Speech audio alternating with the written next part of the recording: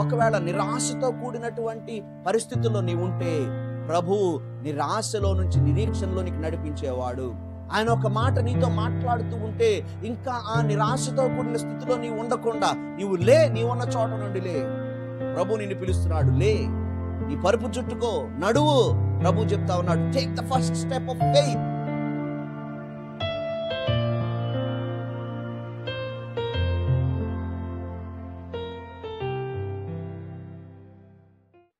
ప్రభునందు ప్రియులారా, ప్రభు అయిన యేసుక్రీస్తు నామమున మీ అందరికీ శుభవందనాలు తెలియజేస్తున్నాను. నేటి వాక్య ధ్యానములోనికి మిమ్మలను ప్రేమపూర్వకంగా ఆహ్వానిస్తున్నాను. చిన్న ప్రార్థనతో నేటి వాక్య ధ్యానంలో ప్రవేశిద్దాం.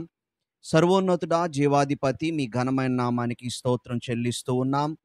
గతించిన వారమంతా మీ కృపలో మమ్మలను భద్రపరిచి ఈ దినమందు మీ సన్నిధిలో చేరి మీ మాటలు ధ్యానించడానికి మీరు ఇచ్చిన కృపను బట్టి మీకు వందనాలు. కూడి వచ్చిన బిడ్డలందరినీ మీరు దీవించండి, ఆశీర్వదించండి. ప్రతి ఒక్కరితో మీరు మాట్లాడి ప్రతి ఒక్కరిని మీరు బలపరచుమని, దీవించుమని యేసు నామమున అడిగి వేడుకొనుచున్నాము తండ్రి, ఆమేన్.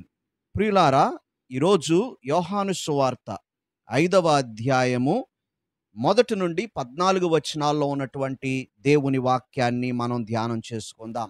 యోహాను సువార్త 5వ అధ్యాయం 1 నుండి 14 వచనాల్లో ఉన్నటువంటి దేవుని వాక్యాన్ని ధ్యానం చేసుకుందాం.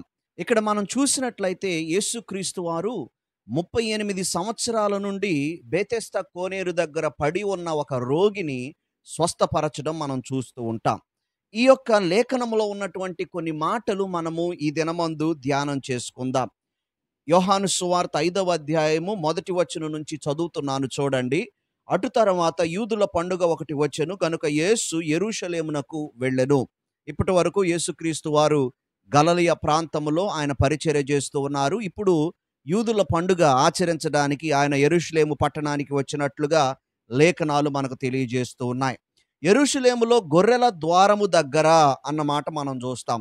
గొర్రెల ద్వారము అంటే యెరూషలేము పట్టణానికి ఆ దినాల్లో ఉన్నటువంటి గోడ, చుట్టూ గోడ ఉండేది. ఆ గోడలో అనేకమైనటువంటి ద్వారాలు ఉండేవి.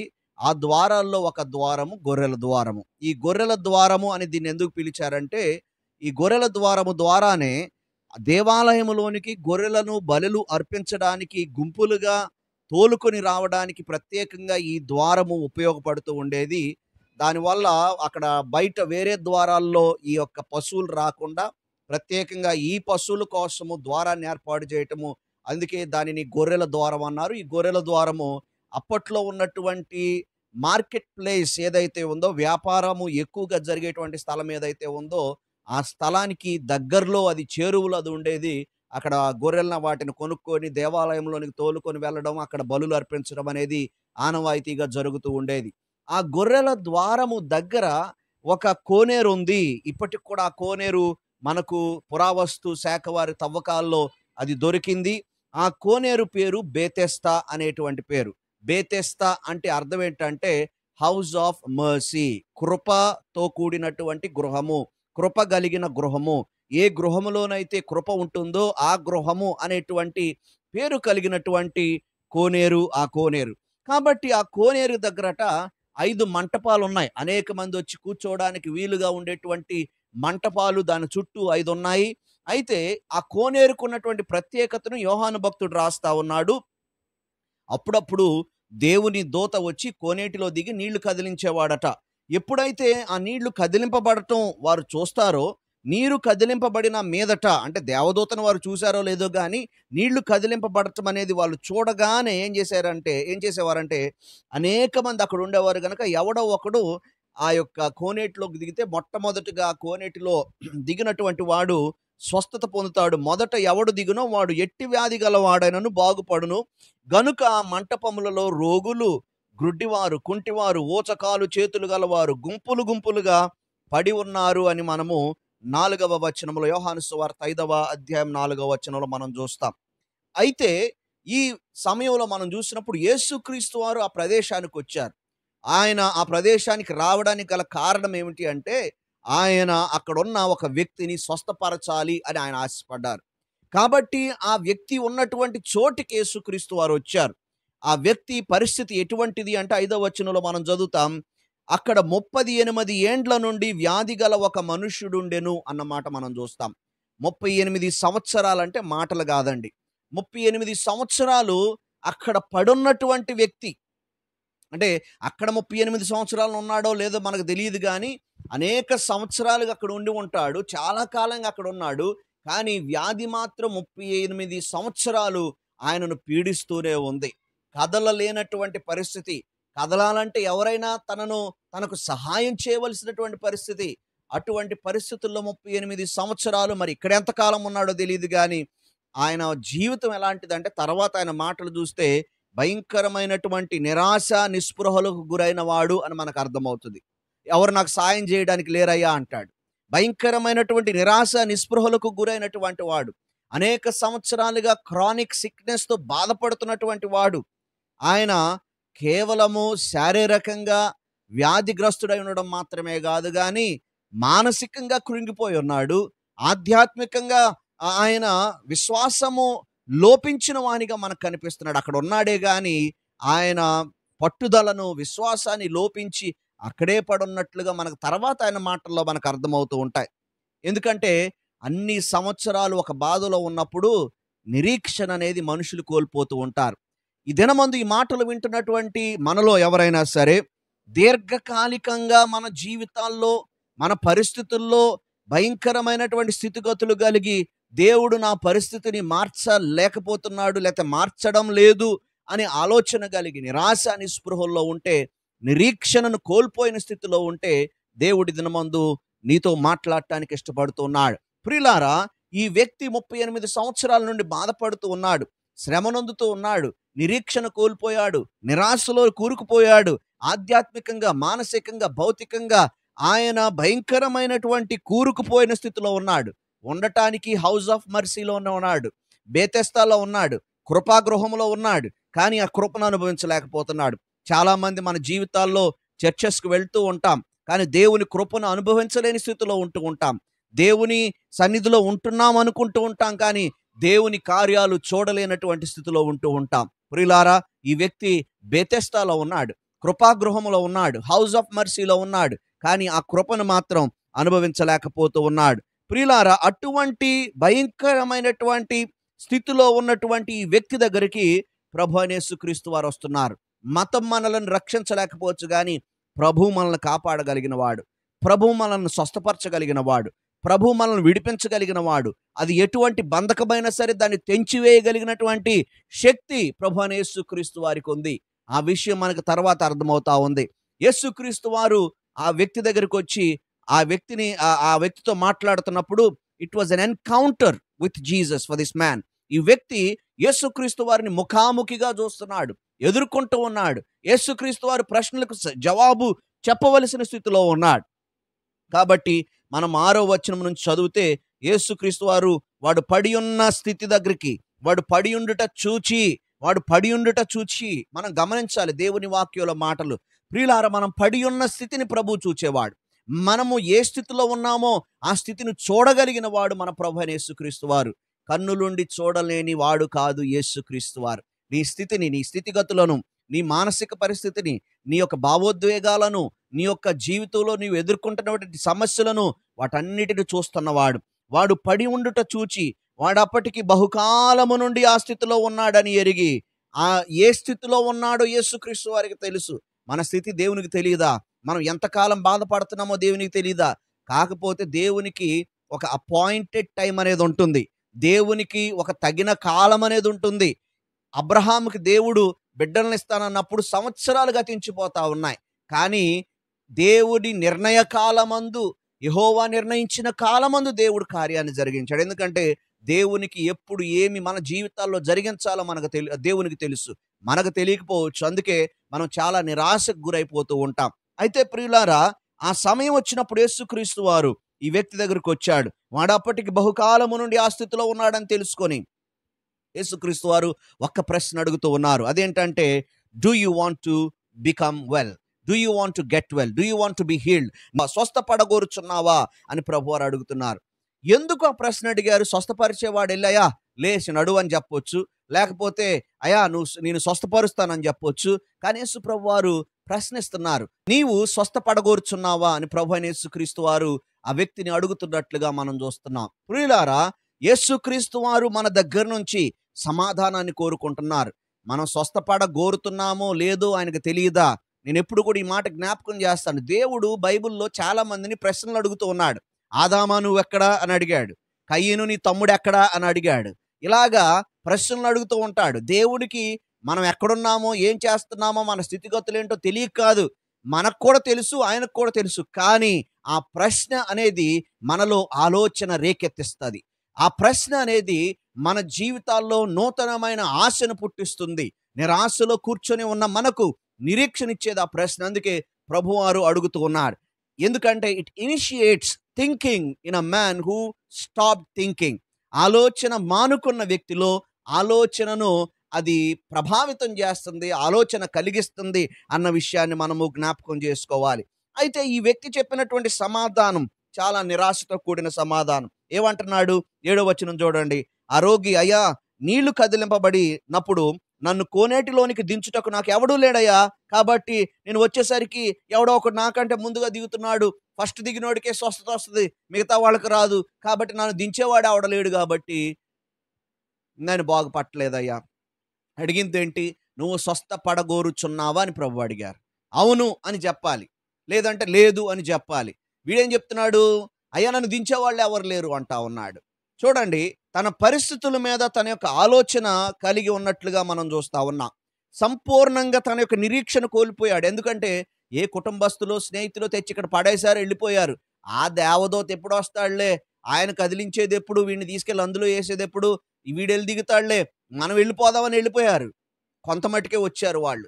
అక్కడ పడేసి వెళ్ళిపోయారు. పడేసి వెళ్ళిపోయినప్పుడు దించేవాడు లేడు. కాబట్టి ఆ కృపా గృహంలో ఉన్నాడు, కానీ కృపను అతడు అనుభవించలేనటువంటి స్థితిలో ఉన్నాడు. కనుక ఈ వ్యక్తి ప్రభువు స్వయంగా వచ్చి అడిగినప్పుడు కూడా దేవుని మీద ఆధారపడటం కాకుండా తన పరిస్థితుల వైపు చూస్తున్నాడు. పరిస్థితుల మీద ఆధారపడుతున్నాడు. నన్ను దించేవాడు ఎవడు లేడు అంటున్నాడు. దేవుని కార్యము దేవుడు కలుగు చేసుకుంటే జరుగుతుంది అన్న విషయాన్ని జ్ఞాపకం చేసుకోవట్లేదు. ఫోకస్ అంతా నీళ్ల మీద ఉంది, కానీ ఆ నీళ్లను కదిలించడానికి దూతను పంపిన దేవుని మీద లేదు. కాబట్టి అతను స్వస్థతను అనుభవించలేకపోతా ఉన్నాడు. అప్పుడు యేసుక్రీస్తు వారు ఆయన చెప్పినటువంటి మాట ఏమిటంటే, ఇంకేం మాట్లాడలేదు. యేసు, నీవు లేచి నీ పరుపెత్తుకొని నడువు అని ప్రభువైన యేసుక్రీస్తు చెప్పారు. నీవు లేచి నీ పరుపెత్తుకొని నడువు అని ప్రభువైన యేసుక్రీస్తు వారు చెప్పినట్లుగా మనం చూస్తున్నాం. గెటప్ అన్నారు యేసుక్రీస్తు వారు. ఇప్పుడు వాడు చేయాల్సిన పని ఏంటండి? సరే, ఇప్పటి వరకు నాకు ఎవరు లేరు అన్నాడు. ఇప్పుడు యేసయ్య లెగమన్నప్పుడు ఏం చేయాలి? విశ్వాసంతో లెగాలి, విధేయత చూపించాలి. విధేయత చూపిస్తేనే కార్యం జరుగుతుంది. చాలా మంది అనేకమైనటువంటి సమస్యల్లో కూరుకుపోయి అందులో నుంచి దేవుడు బయటకు రమ్మని చెప్తా ఉన్నప్పుడు, లేదండి నేను ఇంకా ఇక్కడే ఉంటాను, ఇంకా నాకు పూర్తిగా ఆధారం కనిపించాలి, నాకు పూర్తిగా అన్నీ బాగైపోయినట్టు కనిపించాలి అని కూర్చుంటారు. కొంతమంది మానసికంగా వేదనతో ఉంటారు. ఆ గదిలోనే ఉంటారు, ఎవరితో మాట్లాడకుండా ఉంటారు. కనీసం వారు తమ శరీరాన్ని కూడా శుభ్రపరచుకోవడానికి కూడా ఇష్టపడరు. వారు అటువంటి చీకటి గదిలో తమ్ము తాము బంధించుకొని ఆ నిరాశలోనే ఆ నిరీక్ష లేనటువంటి స్థితిలోనే బ్రతికేయడానికి ఇష్టపడుతూ ఉంటారు.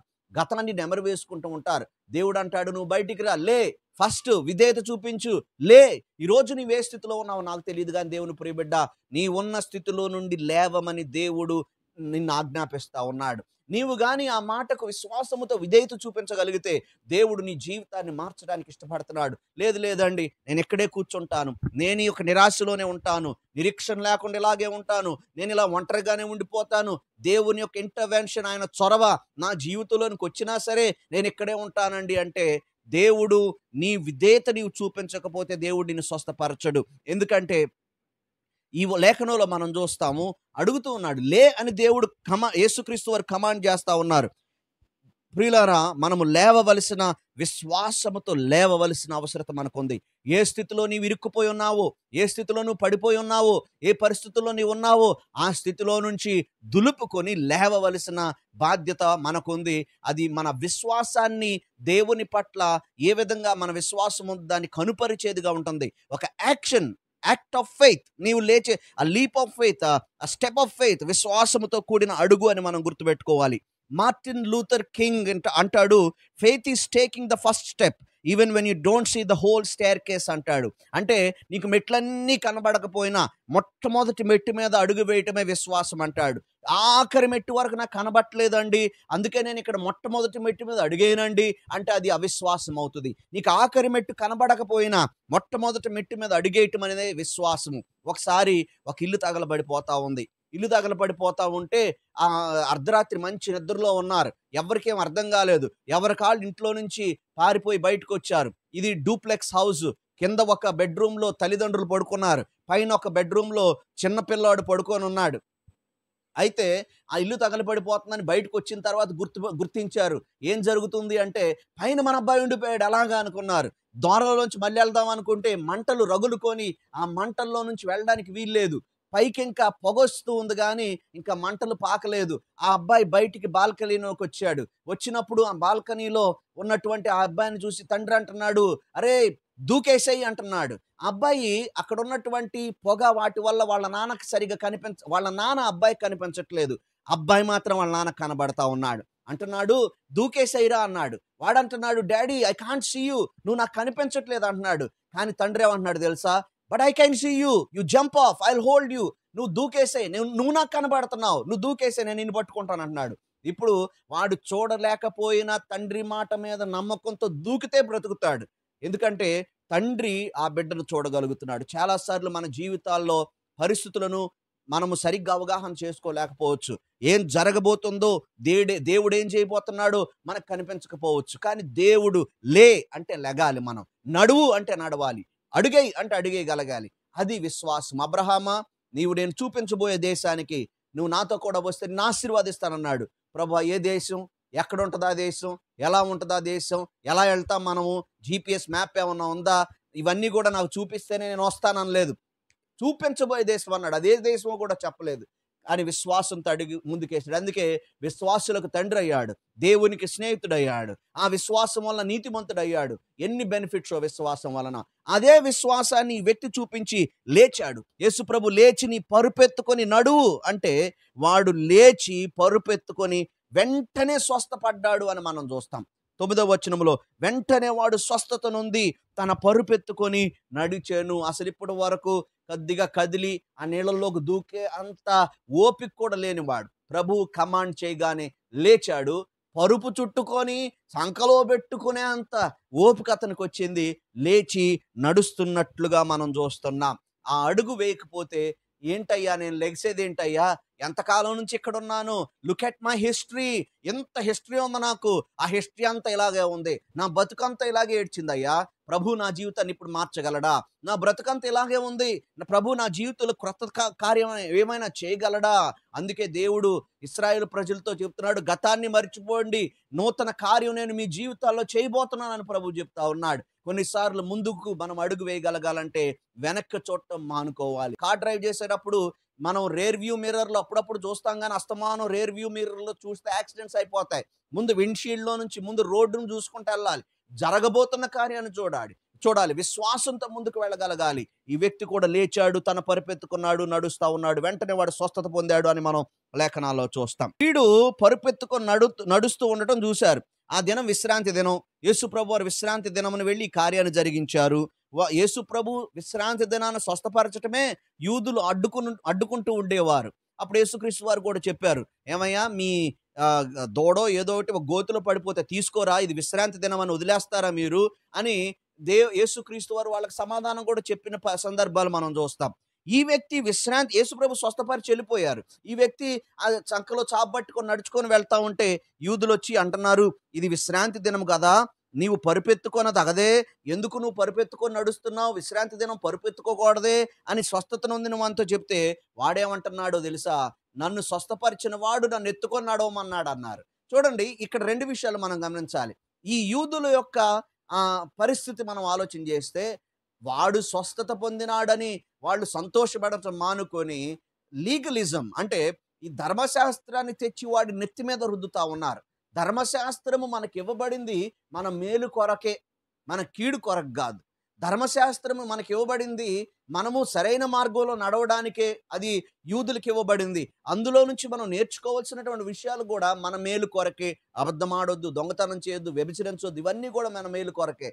మన కీడు కొరకేది కూడా ఇవ్వబడలేదు. ఇప్పుడు స్వస్థత పొందినవాడు పరుపెత్తుకొని నడుస్తుంటే, పరుపెత్తుకొని నడవకూడదు కదా అంటున్నారు. అసలు వాస్తవానికి ధర్మశాస్త్రంలో విశ్రాంతి దినమున పరుపెత్తుకొని నడవకూడదని ఎక్కడుంది? ఎక్కడా లేదు. మరి ఎక్కడి నుంచి వచ్చింది వీళ్ళకి అంటే, ధర్మశాస్త్రాన్ని పక్కన పెట్టి ఎవరో కొంతమంది ధర్మశాస్త్రానికి చెప్పిన వ్యాఖ్యానము, దాన్ని మిష్నా అంటారు. ఆ మిష్నా, ఆ వ్యాఖ్యానాన్ని చదువుకొని ఇప్పుడు వీళ్ళు రాసినటువంటి పితృపారంపర్యాచారాలు అవే యేసుక్రీస్తు వారు ఎక్కువగా ఖండించేది. ధర్మశాస్త్రాన్ని ఆయన ఎప్పుడు ఖండించలేదు.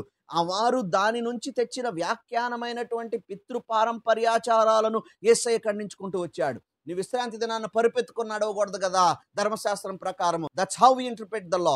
మేము ఆ లాని ఆ విధంగా మేము ఇంటర్ప్రెట్ చేస్తాము. నీవు పరుపెత్తుకొని నడవకూడదు అంటున్నారు. అసలు 38 సంవత్సరాల నుంచి ఇటువంటి భయంకరమైన రోగంతో బాధపడినవాడు ఇప్పుడు గంతులేసుకుంటూ నడుచుకుంటూ సంతోషంగా ఉన్నాడు అని వాళ్ళు కూడా జాయ్లో షేర్ చేసుకోవడం కాదండి, అతన్ని మళ్ళీ కృంగదీసేటువంటి పరిస్థితుల్లోకి తీసుకురావడం మనం చూస్తూ ఉన్నాం. ఒక విషయం గుర్తుపెట్టుకోవాలి. ఒక దైవజనుడు అంటాడు, టూలియన్ అనేటువంటి దైవజనుడు అంటాడు, legalism says God will love us if we change. అంటే మనం మారితే దేవుడు మనల్ని ప్రేమిస్తాడు అని లీగలిజం అంటే అక్షరానుసారముగా మాట్లాడేటువంటి మతపు మాటలు ఏ విధంగా ఉంటాయంటే, నువ్వు మారితే దేవుడు నిన్ను ప్రేమిస్తాడు. కానీ ఈయన అంటాడు, the gospel says God will change us because he loves us. సువార్త ఏం చెప్తుందంటే, దేవుడు మనల్ని ప్రేమిస్తున్నాడు కాబట్టి దేవుడు మన బ్రతుకులు మారుస్తాడు. నీవు మారితే దేవుడు ప్రేమించడం కాదు, నిన్ను ప్రేమిస్తున్నాడు కనుక నీ బ్రతుకును మారుస్తాడు. ఇప్పుడు ఈ వ్యక్తిని ధర్మశాస్త్రానుసారంగా స్వస్థపరచడం కాదు, ముందు ఆ బ్రతుకును మార్చాడు యేసయ్య, ఎందుకంటే అతను ప్రేమిస్తున్నాడు గనుక. ప్రియులారా, మనం గుర్తుపెట్టుకోవాలి. కనుక ప్రేమ అనేది చాలా ప్రాముఖ్యమైనది. అది ఎక్కడ కనబట్టలేదు యూదుల మధ్యలో. ప్రియులారా, యేసుక్రీస్తు వారు ప్రేమించాడు, అతను చూశాడు, అతను ప్రేమించాడు, అతనికి చేయవలసిన కార్యాన్ని జరిగించి వెళ్ళిపోయాడు. అయితే నీవు పరుపెత్తుకొని తగదే అని చెప్పేసి వాళ్ళు అన్నప్పుడు, అందుకు వాడు, నన్ను స్వస్థపరిచిన వాడు నీ పరుపెత్తుకొని నడవమని నాతో చెప్పాడు అని చెప్పాడు. వారు, నీ పరుపెత్తుకొని నడవమని నీతో చెప్పిన వాడెవడు అని అడిగితే, ఆయన ఎవడో స్వస్థత పొందిన వ్యక్తికి తెలియలేదని బైబిల్లో ఉంది. అంటే యేసుప్రభు వారు చెప్పింది విన్నాడు కానీ యేసుక్రీస్తుని సరిగ్గా తెలుసుకోలేదు. ఇది ఈ లోకంలో చాలా మందితో వచ్చే సమస్య ఏంటంటే, మనకి సమస్యలు వచ్చినప్పుడు యేసుప్రభు దగ్గరికి వస్తాం కానీ యేసుక్రీస్తు వారిని వ్యక్తిగతంగా మనం ఎరిగిన వారమై ఉండలేకపోతున్నాం. యేసుక్రీస్తు వారి గురించి మనకి పూర్తిగా అవగాహన ఉండటం లేదు. మనం కేవలం మన అవసరం తీరడానికి యేసుప్రభు దగ్గరికి వస్తున్నాం కానీ క్రీస్తుతో నీ సంబంధం ఎలా ఉంది? క్రీస్తుతో నీ యొక్క సంభాషణ ఎలా ఉంది? క్రీస్తుతో నీవు నడుస్తున్న జీవితం ఎలా ఉంది? ఆలోచన చేస్తే ఈ వ్యక్తి అక్కడ వరకు వచ్చాడు కానీ, స్వస్థత పొందాడు కానీ యేసు ప్రభువుతో ప్రయాణం ప్రారంభించలేదు. అందుకే ఆయన ఎవరో నాకు తెలియదు అని సమాధానం చెప్తున్నాడు. ఆ మాట చెప్పింది ఎవడో నీతో అంటే, ఆయన ఎవడో నాకు తెలియదు అనేటువంటి సమాధానం. కాబట్టి ఇంకోటి ఏంటంటే, యేసుక్రీస్తు వారు కూడా అక్కడ గుంపు కూడి ఉంది కాబట్టి అక్కడ నుంచి తప్పించుకొని ఉన్నాడు. కానీ నిజంగా ప్రభుతో సంబంధం పెట్టుకోవాలనుకున్న వాడైతే చంకలో ఆ చాప పెట్టుకొని పరుగులు తీసుకొని యేసు ప్రభు వెంటనే వెళ్ళిపోయేవాడు. ఎందుకంటే వెంటనే బాగుపడ్డాడు కాబట్టి వెంటనే వెళ్ళిపోయేవాడు. అయితే ఈ వ్యక్తి యేసుక్రీస్తు వారికి ఈసారి దేవాలయంలో కనబడ్డాడు. యేసు ప్రభు వారికి ఈ వ్యక్తి ఎవరో బాగా తెలుసు. యేసు ప్రభు ఈ వ్యక్తిని బాగా తేరి చూశాడు, అందుకే గుర్తుండిపోయాడు. ఈ వ్యక్తిని దేవాలయంలో చూశాడు. ఎందుకు ఈ వ్యక్తి దేవాలయానికి వెళ్ళి ఉంటాడు? ఈసారి మంటపం దగ్గర కూర్చోకుండా దేవాలయానికి ఎందుకు వెళ్ళి ఉంటాడు? బహుశా అర్పణ అర్పించడానికి అయి ఉండొచ్చు. దేవుడు నన్ను స్వస్థపరిచాడు కాబట్టి దేవునికి కృతజ్ఞత అర్పణ అర్పిస్తానని వెళ్ళి ఉండొచ్చు. భక్తి కలిగిన వాడు అయి ఉండొచ్చు. అయితే ఇప్పుడు ప్రస్తుతానికి తన జీవితంలో ఒక మార్పు వచ్చింది, బాగుంది. యేసుక్రీస్తు వారు చెప్పేటువంటి మాట ఏమిటంటే, ఇక్కడ అతన్ని చూసి, ఇదిగో నువ్వు స్వస్థత పొందావు, మరి ఎక్కువ కీడు నీకు సంభవింపకుండునట్లు ఇకను పాపము చేయకు అని ప్రభువైన యేసుక్రీస్తు వారు చెప్పారు. మరి ఎక్కువ కీడు నీకు సంభవింపకుండునట్లు ఇకను పాపము చేయకు అని ప్రభు చెప్తా ఉన్నారు. అంటే ఈ వ్యక్తి ఈ స్థితిలోనికి రావడానికి కారణము పాపమై ఉండవచ్చని మనకు అర్థమవుతుంది. అన్ని సమయాల్లో మన రోగాలు కానీ, మన పరిస్థితులు కానీ మన పాపం వలన కలుగుతాయని ప్రభువు చెప్పడం లేదు. ఒక సందర్భంలో వీడు గుడ్డివానిగా ఎందుకు పుట్టాడు ప్రభు అని అడిగితే శిష్యులు అది దేవుని మహిమ కోసం అని చెప్పారు. వీడి పాపం వలన, వీడి తల్లిదండ్రుల పాపం వలన ప్రభు కాదు, ఇది దేవుని మహిమ కోసం అని ప్రభు వారు చెప్పారు. ఈ సందర్భంలో మరి ఎక్కువగా నీ కీడు కలుగుకున్నట్లు నీవు పాపం చేయకు అని యేసుక్రీస్తు వారు చెప్తున్నారు. అంటే బహుశా ఈ వ్యక్తి పాపం వలన ఆ స్థితిలో పడిపోయి ఉండొచ్చు. కనుక ప్రభు ఏమంటున్నారంటే, నీవు శారీరకంగా స్వస్థత పొందటం మాత్రమే కాదు, నీవు ఆధ్యాత్మిక స్వస్థతను కూడా అనుభవించాలి. ఇప్పుడు బాగానే ఉన్నావు, ఇప్పుడే స్వస్థత జరిగింది కాబట్టి దేవాలయానికి వచ్చావు, కానీ మళ్ళీ ఇంటికి వెళ్ళిన తర్వాత మళ్ళీ పాపం చేయబాకు, నువ్వు పాపం చేస్తే ఇప్పుడు నీకు జరిగిన కీడు కంటే మరెక్కువగా కీడు జరుగుతుంది అని యేసుక్రీస్తు వారు ఆ వ్యక్తితో చెప్పినట్లుగా మనం చూస్తా ఉన్నాం. మనం అర్థం చేసుకోవాలి, యేసుక్రీస్తు వారు ఆయన స్వస్థపరచడం మాత్రమే కాదు, అద్భుతం చేయటం మాత్రమే కాదు, విడుదల కలుగు చేయటం మాత్రమే కాదు, పరిశుద్ధతలోనికి పిలుస్తూ ఉన్నాడు. పరిశుద్ధమైన జీవితాన్ని జీవించమని పిలుస్తూ ఉన్నాడు. యేసుక్రీస్తు వారు మనం పరిశుద్ధంగా జీవించాలని ఆయన కోరుకుంటూ ఉన్నాడు. ఈ రోజుల్లో చాలామంది క్రైస్తవ్యం మీద వేస్తున్నటువంటి నిందేంటంటే, మీ మతంలో చెప్పేది ఏంటంటే, ఎంత పాపం చేసినా సరే కృపతో దేవుడు క్షమించేస్తాడంట, అలాంటి దేవుడు ఏం దేవుడు అని అడుగుతూ ఉంటారు. దేవుడు పాపం చేశాడు కాబట్టి పాపం చేసినా సరే ఇన్స్పైట్ ఆఫ్ సిన్ క్షమిస్తాడని బైబిల్లో మనకు చెప్పటం లేదు. మనం చేసిన పాపాన్ని ప్రభు సిలువలో మోసాడు కాబట్టి మనము పశ్చాత్తాపపడి యేసుక్రీస్తునందు విశ్వాసం ఉంచితే, యేసుని నమ్మితే చాలు పాపాలు పోతాయి అంట కదా కాదు. యేసుక్రీస్తు వారి నమ్మే దానికి ముందు మనస్సు మార్చుకోమని దేవుడు చెప్తున్నాడు. నీ గతాన్ని మార్చుకోమంటున్నాడు. నీవు అదే పాపంలో జీవించమని చెప్పడం లేదు. ఆ మాటకొస్తే జైల్లో మరణ శిక్ష కోసం సిద్ధంగా ఉన్నటువంటి వ్యక్తి కూడా అర్జీ పెట్టుకుంటే కొన్ని సందర్భాల్లో ఒక దేశము యొక్క ప్రెసిడెంట్ ఆ వ్యక్తి యొక్క మరణ శిక్షను రద్దు చేసే హక్కు ప్రెసిడెంట్కి ఉంటుంది.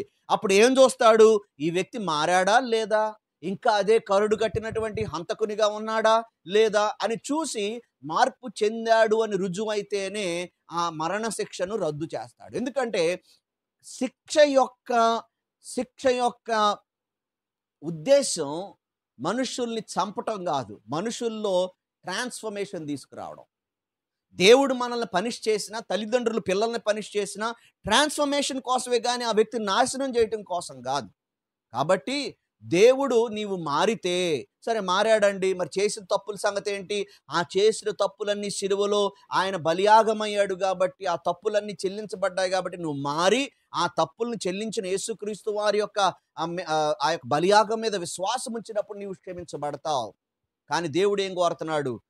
పలుమార్లు చెప్పాడు, చాలా మందికి చెప్పారు యేసుక్రీస్తు వారు, నీవు పాపం చేయొద్దమ్మా, నేను నిన్ను క్షమిస్తున్నాను, నువ్వు మళ్ళీ వెళ్ళి పాపం చేయొద్దమ్మా, వెళ్ళి పాపం చేయమని చెప్పలే యేసుక్రీస్తు వారు. He is calling us to live a Holi life. పరిశుద్ధమైన జీవితాన్ని జీవించమని యేసు ప్రభు పిలుస్తూ ఉన్నారు. కనుక ఆయన పరిశుద్ధమైన దేవుడు, మన దేవుడు పరిశుద్ధుడు గనుక మనము కూడా పరిశుద్ధులుగా ఉండాలని దేవుడు కోరుకుంటున్నాడు. అందుకే నీవు మళ్ళీ వెళ్ళి పాపం చేయబాకు, ఎంతకంటే కీడెక్కువ వస్తుందని ప్రభు చెప్తా ఉన్నారు. ప్రియులారా, మనం గమనించవలసినటువంటి విషయం ఏంటంటే, holiness is not the way to Christ, Christ is the way to holiness. ఈ మాట ఆడ్రియన్ రోజర్స్ అనేటువంటి భక్తుడు అంటాడు. అంటే యేసు ప్రభు దగ్గరికి చేరడానికి పరిశుద్ధత దారి కాదు, కానీ పరిశుద్ధతకు యేసుక్రీస్తు వారు దారి అన్నమాట. జీవితాన్ని మార్చేవాడాయన, క్షమించేవాడాయన, ఆ మార్పు కలిగిన జీవితాన్ని కొనసాగించడానికి సహాయం చేసేవాడాయన. ఆయనతో ఉంటే మనం పరిశుద్ధమైన జీవితాన్ని మనం జీవించగలుగుతాం. అయితే దేవుడు ఆజ్ఞాపించే విషయం ఏంటంటే, చూడండి, యేసు ప్రభు స్వస్థపరచక ముందు పాపాలు చేయొద్దని చెప్పలా, స్వస్థపరిచాడు ఆయన. స్వస్థపరిచిన తర్వాత పాపం చేయొద్దు అని చెప్తా ఉన్నాడు. అంటే ముందు ఒక ట్రాన్స్ఫర్మేషన్ తీసుకొచ్చాడు. ఎందుకంటే దానికంటే ముందేముంది? ప్రేమ ఉంది. ఆయన ప్రేమిస్తాడు గనుక మనల్ని మారుస్తాడు. మనల్ని మార్చినప్పుడు ఆయన ఇంకా నీవు అటువంటి బంధకాల్లో జీవించొద్దు, అటువంటి పాపంలో జీవించొద్దు, లేదంటే ఇంతకంటే నష్టాన్ని నువ్వు కొని తెచ్చుకుంటావని ప్రభువారు ఆయన్ని ఆజ్ఞాపిస్తున్నారు, ఆయన హెచ్చరిస్తూ ఉన్నారు. కనుక మన జీవితాలను మనం ఒకసారి పరిశీలన చేసుకుందాం. ఈయన యొక్క చరిత్ర మనం చదువుతా ఉన్నప్పుడు, ఈ సంఘటన మనం చూస్తూ ఉన్నప్పుడు నా జీవితం ఎలా ఉంది? ఒకవేళ నిరాశతో కూడినటువంటి పరిస్థితుల్లో నీవు ఉంటే ప్రభు నిరాశలో నుంచి నిరీక్షణలోనికి నడిపించేవాడు. ఆయన ఒక మాట నీతో మాట్లాడుతూ ఉంటే ఇంకా ఆ నిరాశతో కూడిన స్థితిలో నీవు ఉండకుండా నీవు లే, నీవున్న చోట నుండి లే. ప్రభు నిన్ను పిలుస్తున్నాడు, లే, నీ పరుపు జుట్టుకో, నడువు, ప్రభు చెప్తా ఉన్నాడు, take the first step of faith. విశ్వాసంతో కూడిన అడుగు నువ్వు ముందుకే. అయ్యా నేను ఇంకా అది, నేను ఇంకా ఇది, నేను అది చేయలేకపోతున్నాను, ఇది చేయలేకపోతున్నాను. ఎన్ని సంవత్సరాల స్టోరీ ఆఫ్ సఫరింగ్ ఉందో తెలుసా నీకు? ఎంత కాలం నుంచి దీంతో బాధపడుతున్నానో తెలుసా? ఇప్పుడేం జరుగుతుంది అని నీవు అంటూ అక్కడ కూర్చున్నావు అనుకో, దేవుని కార్యాన్ని నీ జీవితంలో చూడలేవు. అది భౌతికంగానైనా, మానసికంగానైనా, ఆధ్యాత్మికంగానైనా. ఎందుకంటే దేవుడు స్వస్థపరిచినప్పుడు ఇక్కడ మనం నేర్చుకోవాల్సిన ఇంకో పాఠం ఏంటంటే, దేవుడు మనకు సంపూర్ణ స్వస్థత ఇవ్వగోరుతున్నాడు. హోలిస్టిక్ హీలింగ్, హోలిస్టిక్ డెలివరెన్స్, సంపూర్ణ విడుదల ఇవ్వగోరుతున్నాడు. అంటే కేవలం బాడీకి మాత్రమే విడుదల కాదు, కేవలం మనసుకు మాత్రమే విడుదల కాదు. అల్టిమేట్ గోల్ ఏంటంటే నీ ఆధ్యాత్మిక జీవితంలో విడుదల పొందిన వ్యక్తిగా ఉండాలి, విమోచన అనుభవించే వ్యక్తిగా ఉండాలి, రక్షణ పొందిన వ్యక్తిగా ఉండాలి, పరిశుద్ధ జీవితాన్ని జీవిస్తున్న వ్యక్తిగా ఉండాలి. దేవుడు కోరుకునేది అదే. అందుకే యేసు ప్రభు వారు, అయ్యా నువ్వు మళ్ళీ పాపం చేయొద్దు అని ఆయనను పరిశుద్ధ జీవితం కోసం ఆయనకు పిలుపునిస్తున్నట్లుగా మనం లేఖనాల్లో చూస్తాం. కనుక ప్రియులారా, ఈరోజు మనం ఏ స్థితిలో ఉన్నా సరే ప్రభు మనం లేవమని కోరుతున్నాడు. ఆయన మన జీవితాన్ని, మన యొక్క భౌతిక జీవితాన్ని, మానసిక జీవితాన్ని, ఆధ్యాత్మిక జీవితంలో ట్రాన్స్ఫర్మేషన్, మార్పును తేవాలని కోరుతున్నాడు. ఆయనకు మన హృదయాలు, మన జీవితాలు, మన శరీరాలు, మన ఆత్మను ఆయనకు సమర్పిద్దాం. దేవుడి కొద్ది మాటలు మన వెనుకల్లో దీవించి ఆశీర్వదించునుగాక. ఆమేన్. ప్రార్థన చేసుకుందాం. సర్వోన్నతుడా, జీవాధిపతి, మీ ఘనమైన నామానికి స్తోత్రం చెల్లిస్తున్నాం. ఈ సమయమందు మీ మాటలు ఆలకించడానికి మీరు ఇచ్చిన కృపను బట్టి మీకు వందనాలు. ప్రభా, మీరు మాతో మీరు మాట్లాడారు. అయ్యా, మా జీవితాల్లో భౌతికంగా కార్యాలు జరిగించాలని, భౌతిక విమోచన ఇవ్వాలని, అలాగే మానసికంగా మా భావోద్వేగాల్లో విమోచన ఇవ్వాలని, అంతేకాకుండా అతి ప్రాముఖ్యంగా మా యొక్క ఆధ్యాత్మిక జీవితాలు విమోచన అనుగ్రహించాలని మీరు కోరుతున్నారు ప్రభువా. అయ్యా, ఎవరైనా బంధకాల్లో ఉన్నవారుంటే అది ఎటువంటి బంధకమైనా అందులో నుండి వారిని విడిపించండి. మొట్టమొదటి విశ్వాసపు అడుగు వేయడానికి వారిలో బలమైన విశ్వాసాన్ని మీరు కలుగజేయండి నాయన. గొప్ప కార్యాలు జరిగించండి ప్రభువా. ఈ సమయంలో చీకటి గదిలో ఒంటరిగా ఉంటూ ఒకవేళ ఈ మాటలు ఎవరైనా వింటూ నిరాశలో ఉండి, అయ్యో ఇన్ని సంవత్సరాల నుండి అసాధ్యమైనటువంటి ఈ పని జరిగిద్దా అని అనుకుంటున్న వారు లేచి విశ్వాసముతో ఒక అడుగు ముందుకు వేయడానికి సహాయం చేయండి. వారిలో నిరీక్షణ నింపండి, నిరాశను తొలగించండి, నూతన కార్యాలు జరిగించండి. భౌతికంగాను, మానసికంగాను, ప్రభువా, ఆత్మీయంగాను వారి జీవితాల్లో గొప్ప మేల్కొల్పును, ఉజ్జీవాన్ని పొందడానికి సహాయం చేయమని యేసు దివ్యనామమున అడిగి వేడుకొంచున్నాము తండ్రి. ఆమేన్. మన తండ్రి అయిన దేవుని ప్రేమ, కుమారుడైన క్రీస్తు వారి కృప, పరిశుద్ధాత్మని సహవాసం సదాకాలం మనందరికి తోడై కాపాడునుగాక. ఆమేన్.